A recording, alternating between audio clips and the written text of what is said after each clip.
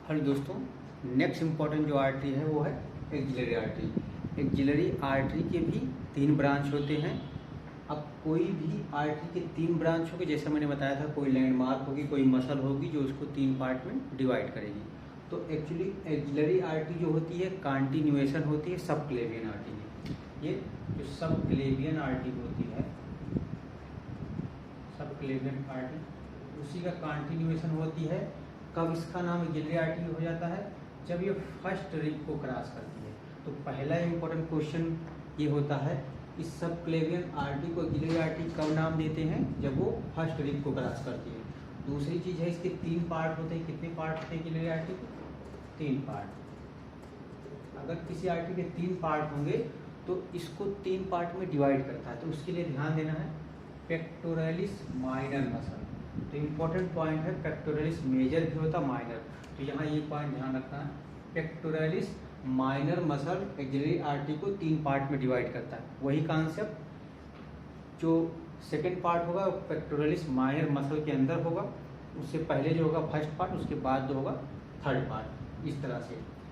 अब एक चीज और ध्यान देना है, हम अपर लिम्ब की पूरी आर्टरी एक साथ बता रहे हैं। यही एक्जिलरी आर्टरी जब ट्रीज मेजर को क्रॉस करती है, ध्यान दीजिएगा यहाँ माइनर है क्योंकि ट्रीज मेजर और ट्रीज माइनर 2 मसल होती है, जैसे पेक्टोरलिस मेजर और माइनर होती है। तो जो एक्जिलरी आर्टरी को 3 पार्ट में डिवाइड करता है पेक्टोरलिस माइनर मसल है। और जब यही axillary artery teres major muscle को क्रॉस कर जाती है तो उसी का नाम दे दिया जाता है ब्रेकियल आर्टरी। तो brachial artery is a continuation of axillary artery when it crosses teres major muscle. उसके बाद ब्रेकियल आर्टरी आपका रेडियल और अल्नर आर्टरी में डिवाइड होता है, लेटरल और मीडियल। मीडियल साइड में अल्नर होती है, रेडियल साइड में और लेटरल साइड में अल्नर आर्टरी होती है। तो ये आपका पूरा अपर लिम्ब का आर्टरी हो गई। अब हम देख लेते हैं एक्जिलरी आर्टरी के 5। एक्जिलरी आर्टरी के जो 3 पार्ट होते हैं उनको कैसे याद करेंगे? एक निमोनिक याद करेंगे, साल सैप। एक्चुअली होता क्या है, इसमें एक बढ़िया कॉन्सेप्ट है कि फर्स्ट पार्ट की 1 ब्रांच, सेकंड पार्ट की 2 ब्रांच और थर्ड पार्ट की 3 ब्रांच, टोटल 6 ब्रांच होती हैं। तो पहले पार्ट की 1 ब्रांच, दूसरे पार्ट की 2 ब्रांच, तीसरे पहले पार्ट की जो ब्रांच होती है वो superior thoracic artery, superior thoracic artery. Second part की जो 2 आर्टरी होती है एएल, ए से एक्रोमियोथोरेसिक, या कहीं कहीं इसको लिखा है थोरेको एक्रोमियल आर्टरी। और जो दूसरा होता है लेटरल थोरेसिक आर्टरी। तो लेटरल थोरेसिक आर्टरी और थोरेको एक्रोमियल या एक्रोमियल थोरेसिक आर्टरी। और जो थर्ड पार्ट होता है उसकी 3 आर्टरी होती हैं। सब स्केपुलर आर्टरी, यहाँ ध्यान दीजिएगा, मैंने बताया था जो dorsal scapular vitamin C D वाला सबक्लेवियन आर्टरी के थर्ड पार्ट से ओरिजिनेट करती है, लेकिन 60% केसेज में सब स्केपुलर आर्टरी से डार्सल स्केपुलर आर्टरी ओरिजिनेट करती है। ये हम ऑलरेडी बता चुके हैं, वहाँ पे काफ़ी जोर भी दिया था। तो अगर पूछा जाए क्वेश्चन कि डार्सल स्केपुलर आर्टरी किसकी ब्रांच है, अगर दोनों ऑप्शन में है तो सब स्केपुलर ज़्यादा पोटेंट आंसर हुआ, क्योंकि ये 60% केस 40% केस में वहाँ से होती है। दूसरी आर्टरी है एंटीरियर सर्कमफ्लेक्स ह्यूमरल आर्टरी और तीसरी है posterior circumflex humeral artery. Humeral ये जो ह्यूमरस बोन है उसके संदर्भ में नाम है। होता क्या, जैसे एक आर्टरी है, इसके चारों तरफ रोल करते हुए निकल रही है, रोल करने के बाद तो उसे सर्कमफ्लेक्स बोलते हैं। सर्कमफ्लेक्स मतलब इसे सर्कमफ्लेक्स निकालते हैं, उसी के चारों तरफ रोल की हुई है। उसीलिए अगर एंटीरियर साइड से रोल की है तो एंटीरियर सर्कमफ्लेक्स, पोस्टीरियर साइड से रोल की है तो पोस्टीरियर सर्कमफ्लेक्स ह्यूमरल आर्टरी। तो ये टोटल 6 आर्टरी है जो एक्जिलरी आर्टरी।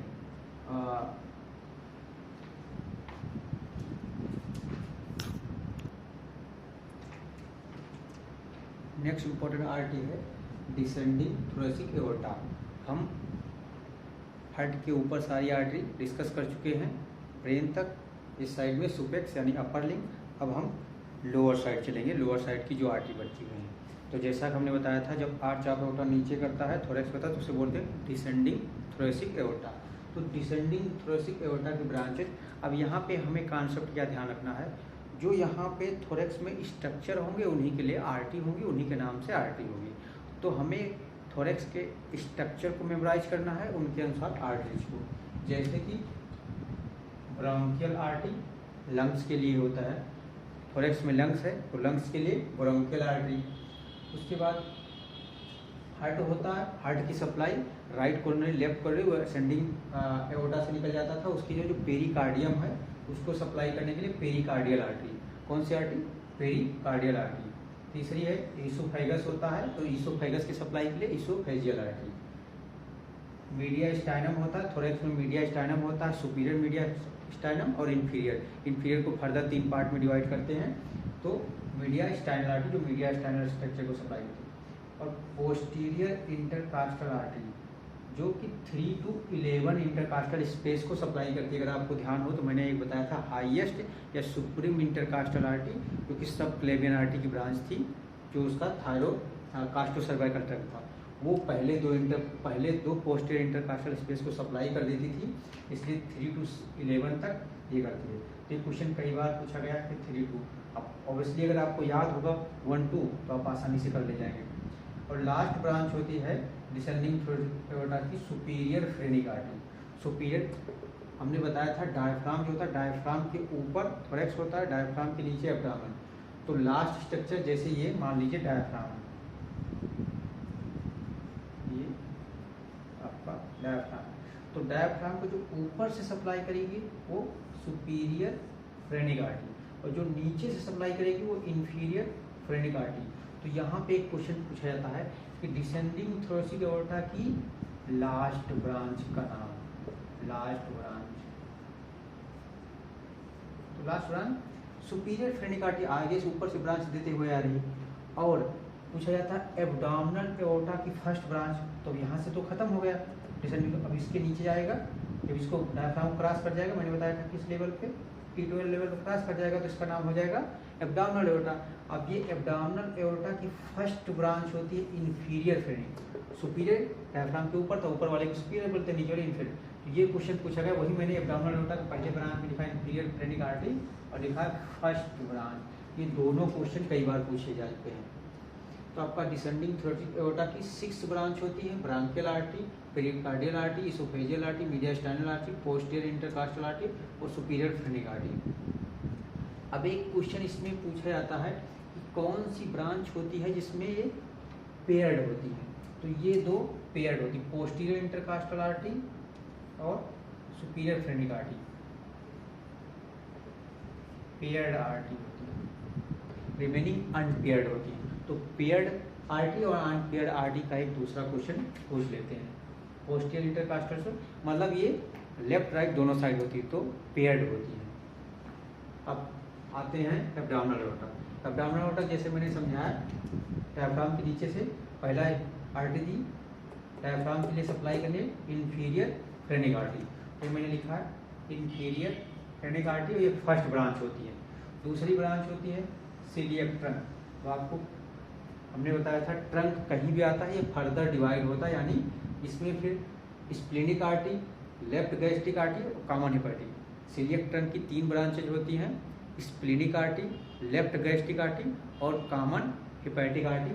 सीलिएक ट्रंक का हम फर्दर अभी अलग से बताएंगे। उसके बाद आता है superior mesenteric artery, inferior mesenteric artery, ovarian and testicular artery. अगर मेल है तो उसमें ओवेरियन आर्टरी, सॉरी मेल में टेस्टिस होता है तो मेल में टेस्टिकुलर आर्टरी होगी और फीमेल में ओवेरियन आर्टरी। मेल में अभी दोनों एक साथ नहीं हो सकती अनलेस वो एम्बिगुअस जेनाइटलिया हो, ओवो टेस्टिस दोनों हो, तो टेस्टिकुलर आर्टरी मेल में होगा, फीमेल में ओवेरियन आर्टरी। उसके बाद एब्डोमेन में रीनल है, किडनी है तो किडनी के लिए रीनल आर्टरी, उसके ऊपर एक ग्लैंड रखी होती है एड्रिनल कार्टेक्स, उसके लिए एड्रिनल आर्टरी। इस रीजन को लंबर रीजन बोलते हैं तो लंबर आर्टरी, और लास्ट में होती है मीडियन सैक्रल आर्टरी। तो मीडियन सैक्रल आर्टरी को आप ये भी बोल सकते हो कि लास्ट ब्रांच, एक क्वेश्चन ये पूछा जाता है लास्ट ब्रांच कौन सी है, मीडियन सैक्रल आर्टरी। या सारे जितने हैं जैसे एब्डोमिनल एओर्टा है इसके सारे आगे से निकलते हैं सारे, मीडियन सैक्रल आर्टरी जो पीछे से निकलती है तो ये पोस्टीरियर ब्रांच है, ओनली पोस्टीरियर ब्रांच। इस पे क्वेश्चन कई बार आया है कि एब्डोमिनल एओर्टा की कौन सी एकमात्र पोस्टीरियर ब्रांच है, तो median sectoral artery. First branch कौन सी है, और दूसरा जो बहुत ज़्यादा क्वेश्चन पूछा जाता है, coeliac trunk superior mesenteric artery inferior mesenteric किस लेवल पे, वर्टिब्रा के किस लेवल पे होती है। तो जो सिलियक ट्रंक होता है वो T12 और L1, T12 वर्टिब्रा जो L1 होता है उसके बीच से निकलती है, उसके लेवल पे। जो सुपीरियर मेजेंट्रिक होती है ये L1 पे होती है, इंफीरियर मेजेंट्रिक L3 पे होती है। ये क्वेश्चन आपके नीट पीजी और वाइवा के लिए बहुत ज़्यादा इम्पोर्टेंट होते हैं। और एक चीज़ होता है, जो सिलियक ट्रंक होता है ये फोर गट को सप्लाई करता है, superior mesenteric artery midgut को सप्लाई करता है, inferior mesenteric artery hindgut को। तो ये जब गट डेवलपमेंट पढ़ेंगे तो हर गट की फोर गट, मिड गट और हाइंड गट की अलग अलग आर्टरी होती है। तो ये आपका हो गया फोर गट के लिए, sorry coeliac trunk, superior mesenteric midgut के लिए और हाइंड गट के लिए।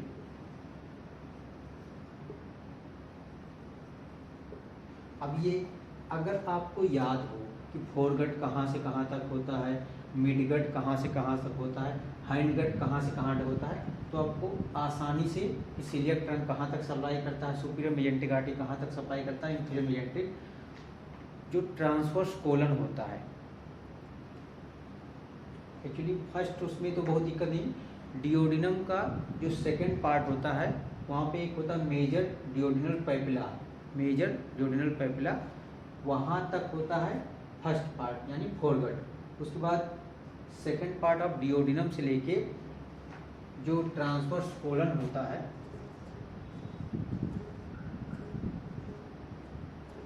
ये असेंडिंग कोलन या ट्रांसफर कोलन, डिसेंडिंग, इसके टू थर्ड ये हो गए, वन थर्ड, ये जंक्शन तक होता है mid gut.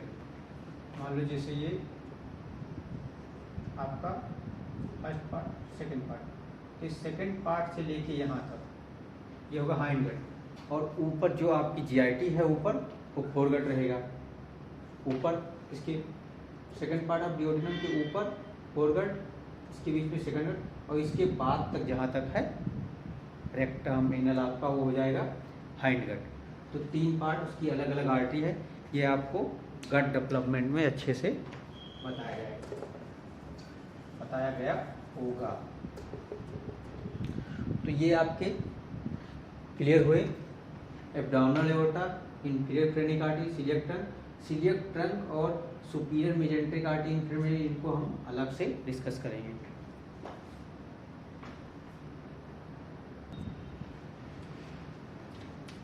Next important part है आर्टरी का सिलियक ट्रंक। सिलियक ट्रंक की तीन ब्रांचेज होती हैं, splenic artery, left gastric artery, common hepatic artery. एक क्वेश्चन बहुत कॉमनली पूछा जाता है कि लार्जेस्ट ब्रांच कौन सी होती है, तो लार्जेस्ट ब्रांच स्प्लीनिक आर्टरी होती है। गलती कहाँ पे होती है, क्योंकि कॉमन हेपेटिक आर्टरी के देखने में इतनी सारी ब्रांचेज हैं तो ऐसा लगता है कि लार्जेस्ट कॉमन हेपेटिक आर्टरी होगी, लेकिन नहीं, लार्जेस्ट ब्रांच होती है स्प्लीनिक आर्टरी, दूसरी होती है लेफ्ट गैस्ट्रिक आर्टरी, तीसरी होती है common hepatic artery.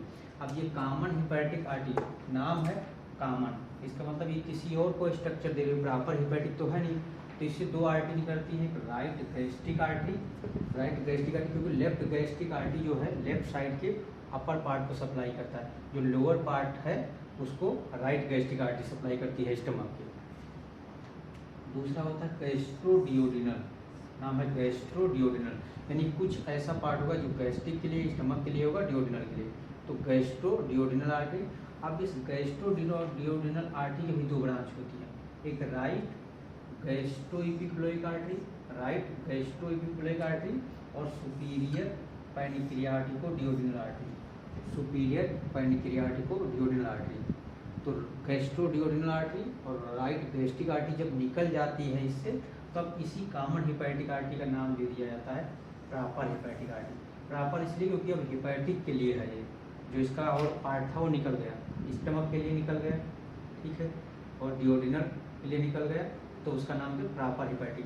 Proper hepatic artery फिर राइट हेपेटिक आर्टरी और लेफ्ट हेपेटिक आर्टरी में डिवाइड होता है। प्रॉपर हेपेटिक आर्टरी राइट और लेफ्ट हिपैटिक आर्टरी में डिवाइड होता है। अब एक क्वेश्चन पूछा था, एक होता है सिस्टिक आर्टरी, गाल ब्लैडर को, जो गाल ब्लैडर को सप्लाई करती है, जीवी मतलब गाल ब्लैडर, वो cystic artery left hepatic artery की ब्रांच होती है राइट। ये क्वेश्चन कई बार पूछा गया है। तो राइट हिपैटिक आर्टरी की ब्रांच होती है सिस्टिक आर्टरी, जो कि गाल ब्लैडर को सप्लाई करती है। अब ये आपका कॉमन हिपैटिक का कैसे कैसे डिवीजन होता है पूरा बता दिए हैं। सीलियक ट्रंक के 3 पार्ट होते हैं। उसका होता क्या है, जैसे ये मान लीजिए ये लीवर है, ये स्प्लीन है, ये पेनक्रियाज है, ये आपका स्टमक है।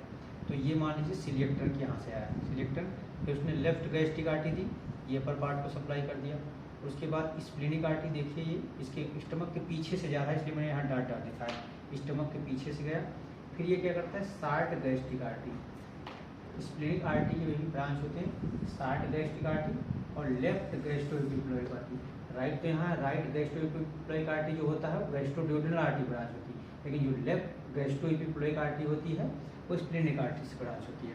तो यहाँ पे ये वाली आपका लेफ्ट गैस्ट्रोएपिक्लोइक आर्टरी आ गई, ये शार्ट गैस्ट्रिक आर्टरी, तो ये इतना पार्ट सप्लाई कर दिया स्टमक के। इसके बाद आपका ये हुआ गैस्ट्रोड्यूडेनल, जी जो गैस्ट्रोड्यूडेनल आर्टरी, उससे निकला राइट गैस्ट्रोएपिक्लोइक आर्टरी लेफ्ट, और लेफ्ट और राइट आपस में एनास्टोमोसिस की, यहाँ पे लेफ्ट गैस्ट्रोएपिक्लोइक आर्टरी, राइट यहाँ पे एनास्टोमोसिस की। ये आपका सुपीरियर पैनक्रियाटिक है, ये डिओडिनम, ये डिओडिनम और पैनक्रियाज को ऊपरी पार्ट से सप्लाई करती है।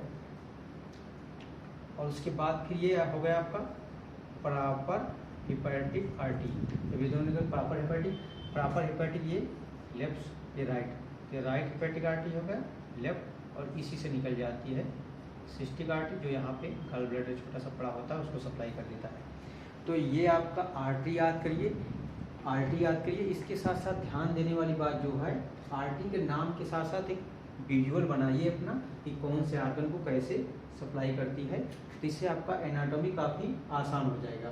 तो ये आपका सीलियक ट्रंक हो गया। इसके साथ साथ थोड़ा सा हम सुपीरियर मेजेंट्रिक आर्टरी और इंफीरियर मेजेंट्रिक आर्टरी के बारे में भी बताते हैं।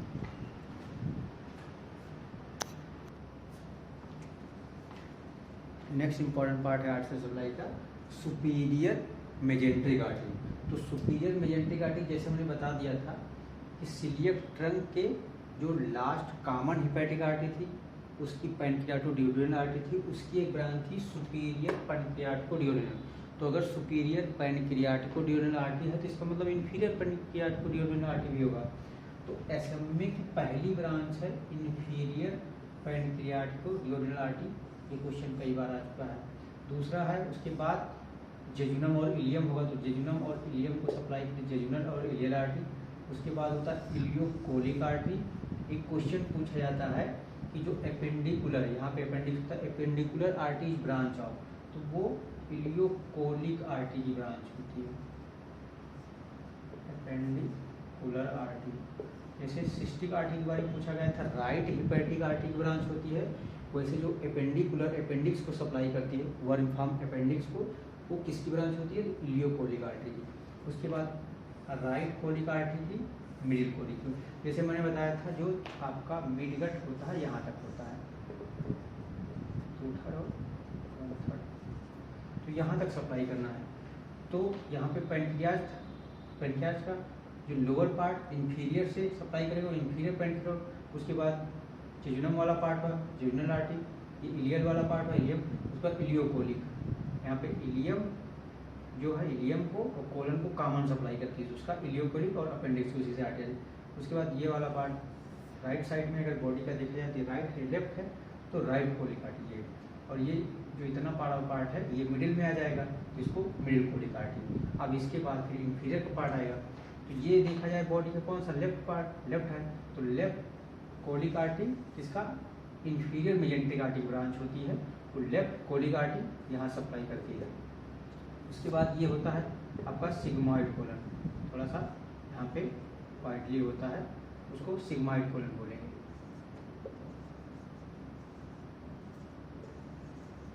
सिग्मॉइड कोलन, तो सिग्मॉइड कोलन को जो सप्लाई करती है सिग्मॉइड आर्टरी, सिग्मॉइडल आर्टरी, वो इंफीरियर मेजेंट्रिक आर्टरी ब्रांच होती है।